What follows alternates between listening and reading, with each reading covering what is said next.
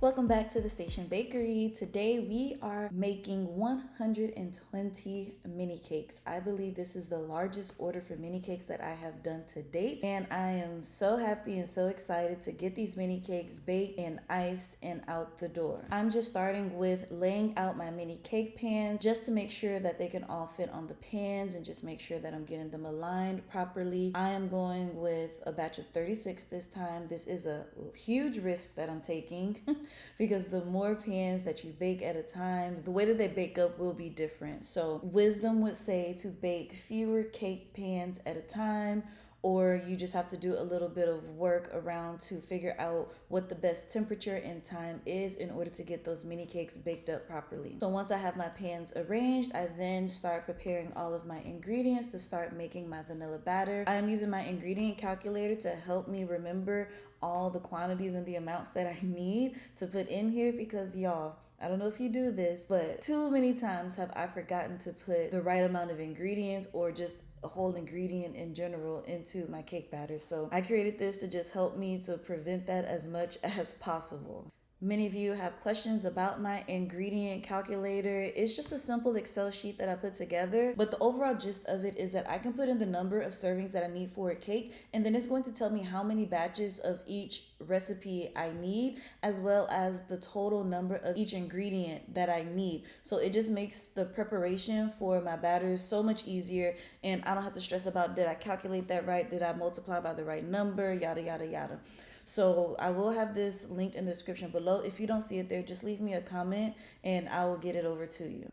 Once my batter is mixed up, I go ahead and start scooping it into my mini cake pans. As you can see here, I'm putting about 2 scoops in here, but it's not actually 2 scoops. I'm actually weighing out my batter. So I'm scooping it until it hits a certain number.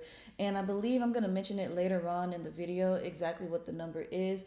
But yes, there are 2 scoops, but there are 2 scoops that are being weighed out to a specific number. There's always such huge controversy around how much batter I put into my mini cake pans and just how I measure it all out, but y'all, I'm telling you all the information that I have. Please keep in mind that all batters do not weigh the same as I'm giving you the information that I have for my particular business. Then you can take that information and then apply it and adjust it to fit your business. I promise I'm not trying to keep anything from you. Okay, so all of the vanilla, well, this is 36 of them. I still have another dozen of vanilla that needs to be put in, but this is how much I can fit right now. So I'm gonna put these in the oven. These were about 75 to 80 grams. 75 is like the safe spot, so you can have like enough to fill everything. Just so y'all know, that's what it is for my vanilla cakes, and this is 36.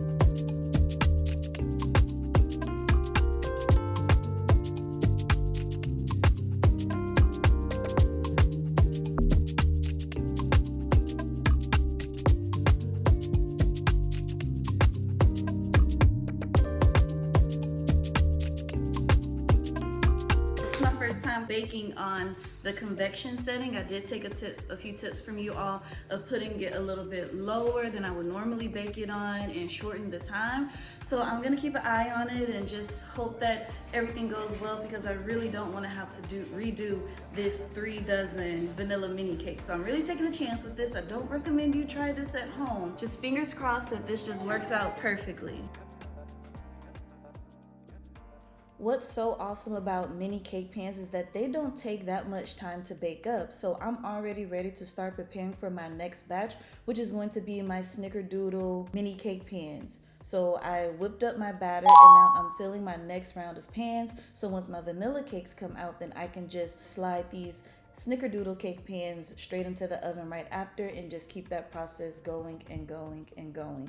It's all about creating efficient systems for your cake business, and mini cake pans to me are just as efficient as one can get in their cake business. And plus they're just so convenient and so tasty and delicious. I'm super happy that I have added them to my business.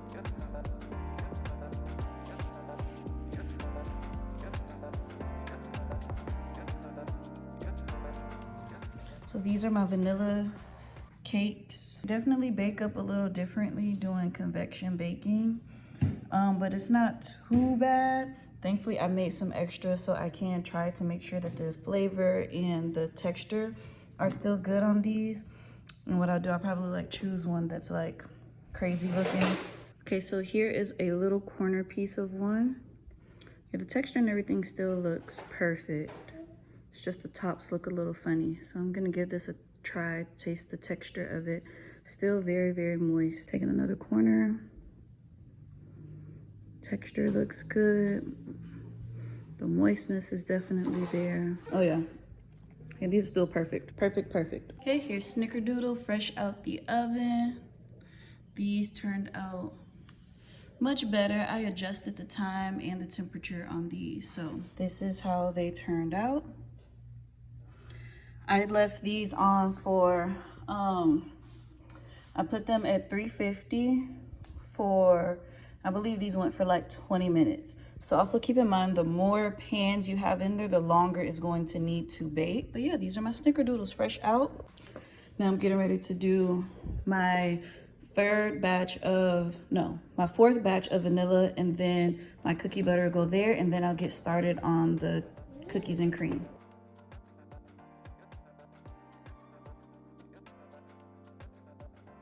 Fun fact, I'm actually not a major fan of sweets and desserts, which is kind of why I started the Station Bakery, but it wasn't actually going to be a cake business. It was actually supposed to be a funnel cake business because that's what I liked. And I hate that I can't get funnel cakes until like the fall season. Like that's the only time that I can get funnel cakes. So I tried that business, but it didn't quite work out too well for me. I didn't like the recipe. And instead of trying to work on the recipe, I just like scratched the entire idea and was like, you know what, forget it. I'm just gonna start making cakes. So that's what I did. But since I've done that, I've grown so much as a baker and just in my cake business. And I'm very proud of where I've come, especially being someone who does not like sweets, right? So I started dibbling and dabbling into cookies, and my most favorite cookie is Snickerdoodle cookies. So I decided, why don't I make a cake that's Snickerdoodle, right? But as I'm thinking about it, I just wonder, like, is this Snickerdoodle or is this churro, or are they the same thing? What is the difference between a Snickerdoodle cake flavor and a churro cake flavor and a honey bun cake flavor and a cinnamon roll cake? What is the difference between those? Let me know your thoughts about that in the comments because now I'm questioning it. But here I am scooping out this. I'm working on my cookie butter mini cakes and my vanilla mini cakes, and I'm getting those into the oven to bake up. While my cookie butter and my vanilla mini cakes are baking up, I'm going ahead and prepping my pans for the cookies and cream mini cakes. So the way that I personally like to do my cookies and cream is with a chocolate cake base and then cookies and cream buttercream. I know that other people would consider cookies and cream to be kind of like a vanilla or like a white cake base, and then you add in Oreos into the cake batter. I personally am a fan of chocolate cake with cookies and cream buttercream, but I would love to know your thoughts in the comments below. When you think of cookies and cream cake, what do you think of? Also, I want to make a note here that I am adding crushed Oreos to the bottom of these cakes just to add another little layer of oomph. I may actually consider in the future just mixing in the cake crumbs into the actual chocolate cake, but I don't know yet. Let me know your thoughts. What do you think? Oh, my vanilla and cookie butter cakes are ready to come out the oven already. So let me go check on those real quick.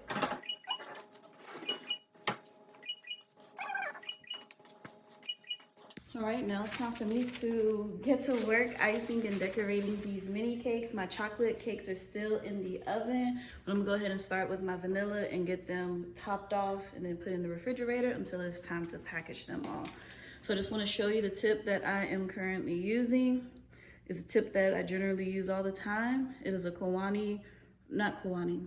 I believe this came out of the Kutek cake decorating kit, I believe. I'm not quite sure. But it's tip T27. Someone asked me they would like to know how to fill a piping bag. But I've already filled my buttercream into this bag. The idea here is that I'm just gonna be able to switch these bags out and keep going. Then I'll have to refill them. And then like I can just, it helps with efficiency and to move faster. I'll clip the tip off of here. So just really quickly, have your piping bag, the way that I do it is I just kind of eye the size of the piping tip, take some scissors and just snip the tip off. You always kind of want to go smaller because you rather cut the hole too small than too big, because then you can't use the piping bag, which I might have actually done this a little too big. Drop it in. Okay, there we are good to go. Okay, so now I'm gonna take my first bag of buttercream. I'm gonna snip the tip off of here, and then I'm going to drop it inside of this bag, and then twist it, and then we're gonna be ready to pipe after I check on my chocolate mini cakes. Okay, here are our 3 dozen chocolate mini cakes fresh out of the oven. Don't they look so good?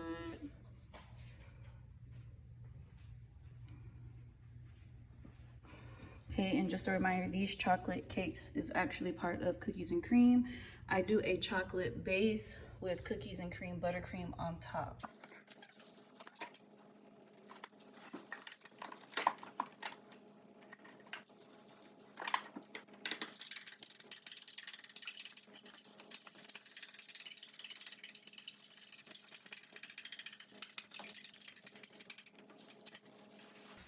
So I'm taking this bag out.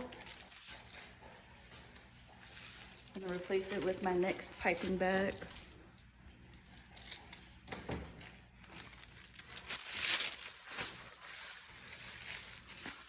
I know I keep talking about being efficient in your cake business and having systems and processes, but the reason why is because it is so important to being able to run a successful cake business and get more done in less time. Here you'll see that I am using one tip to decorate all of my mini cake pans. I have chosen this tip T27, and this is what I use on every single mini cake except for my cookies and cream. You'll see later that I just use a piping bag for that.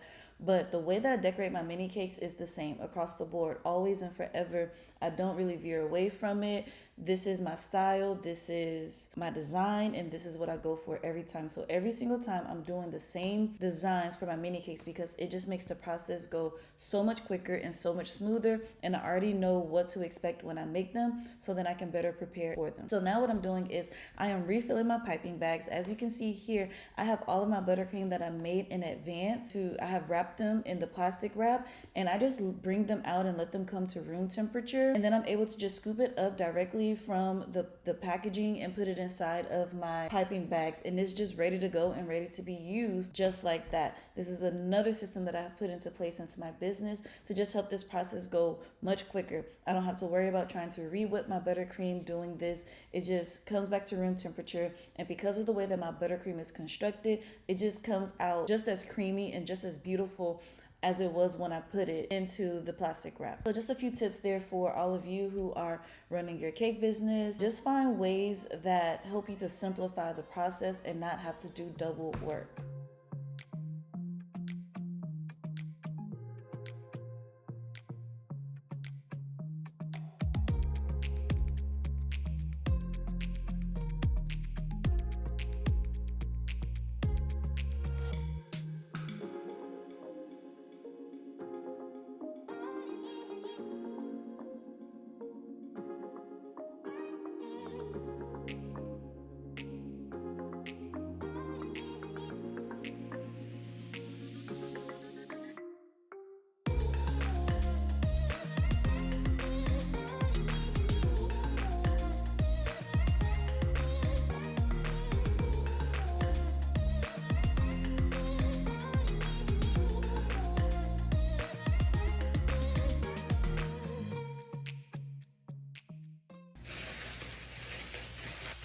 Okay, quick hack for those of you who have trouble with your lids, your pan lids. So generally the ones that are on the bottom are the ones that are gonna give you the most trouble because they're kind of squished in.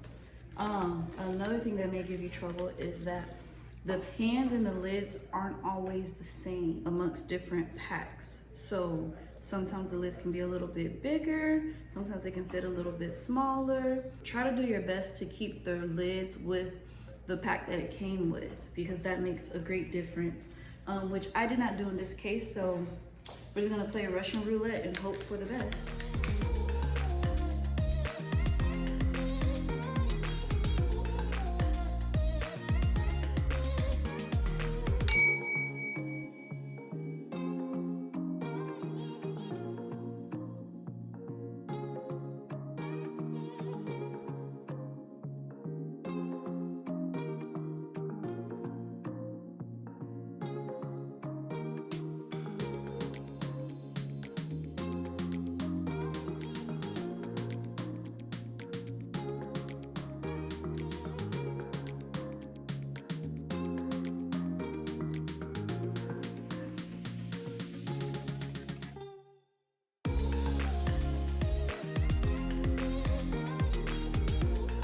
Forgot to show a close-up.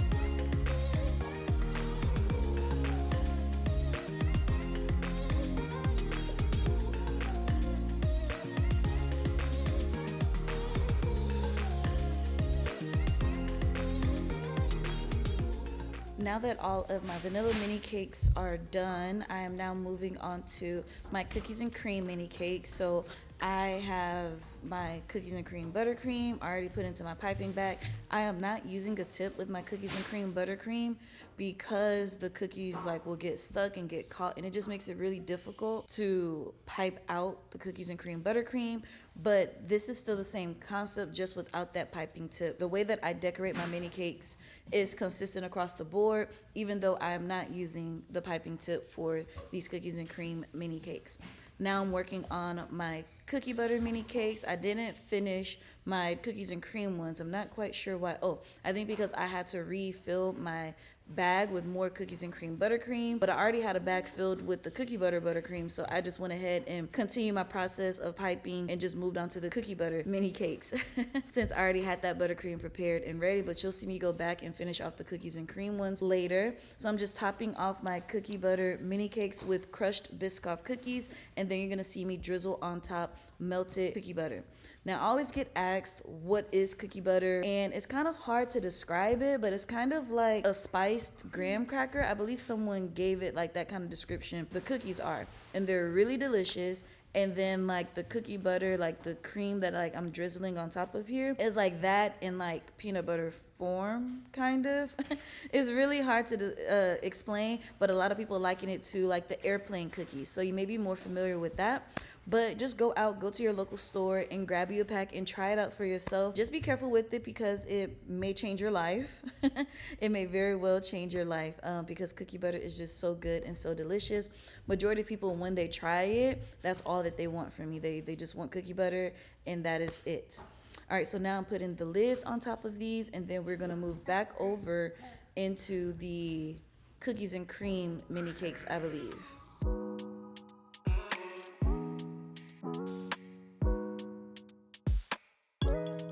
I'm gonna finish putting the lids on these, and then I went ahead and I iced and decorated my snickerdoodle mini cakes. And then after I show y'all those, then I'll get back into icing and decorating my cookies and cream mini cakes. All of the flavors that I'm showing you are a part of my dream cake recipe line, and all of the recipes that I'm showing you here plus a few more will be available at thestationbakery.com, or you can check the link in the description below as well and go ahead and grab those. Now we're moving into finishing up my cookies and cream mini cakes. I wasn't really sure how I was going to decorate these because, like I mentioned earlier in the video, I haven't made a cookies and cream mini cake since I first started making these. So I wasn't quite sure how it was gonna turn out, but I was like, why change up what already works for me? I won't be able to use the piping tip, but I can still do the same and get the same effect with the piping bag. So I piped it on with cookies and cream buttercream, and then I'm topping it with more crushed Oreos, and then I will also top it with a whole Oreo on top of that as well. And I really like the look of this. I think that this is perfect for me and my style, and it just flows and fits into the way that I create my mini cakes, and it's still a very efficient process for me. Comes with the real Oreos, not the fake ones. once I have all the lids onto my mini cakes, I do store them in my refrigerator. I am thankful that like we have the space for it, because like I just showed y'all, that is all 120 mini cakes in my refrigerator. So not only are the mini cakes super awesome, but they're very convenient, and they're a great size to be able to fit into your refrigerator, which is like really, really great, because I don't know what I would do if I didn't have the space for all of these mini cakes. So it really works out. I do have an extra freezer that I use, but because these were going out the next day, I didn't really want to freeze them overnight and then like, you know, like I didn't want to put them in the freezer. So I'm glad that I had enough space and that these are compact and convenient enough to fit inside of my refrigerator. So now I'm just taking them all out and I am getting them ready and prepped so I can start labeling all of them. If you haven't seen my previous video right before this one, that's the video where I showed you how I prepped to make these 120 mini cakes, because again, it's all about systems and processes and making your work days as efficient as possible to make things run super smooth. So I'm happy that I was able to get a lot of the prep work done the day before, which made today baking up 120 mini cakes just so much easier and less stressful, that I was able to do all of this in just the one day. I am packaging these with my custom labels that I made. Again, I showed you those in my previous video for teacher appreciation, and I'm just wrapping them on there. I decided to turn on the show to help me pass the time while packaging them. I didn't watch an entire episode while packaging these, so I know it was less than 30 minutes to package all of these up. And then I take those and then I just put them inside of these 8 by 8 by 10 inch boxes, I believe. I'll have them linked in the description below, so when they come and pick them up, they can just pick up the boxes and not like have to carry each individual mini cake. And that just made the process so much easier for not only me but also my customer as well. But this is going to conclude today's video. I hope you enjoy watching me make and bake 120 mini cakes for this large order. And if you did, please be sure to like this video, subscribe to my channel if you haven't already, and turn on your notifications so you are one of the first people to know when I release my next video. All good things must come to an end, just like this video, but you can keep the fun going by watching these videos next. And I will see you all in the next video. Until then, peace.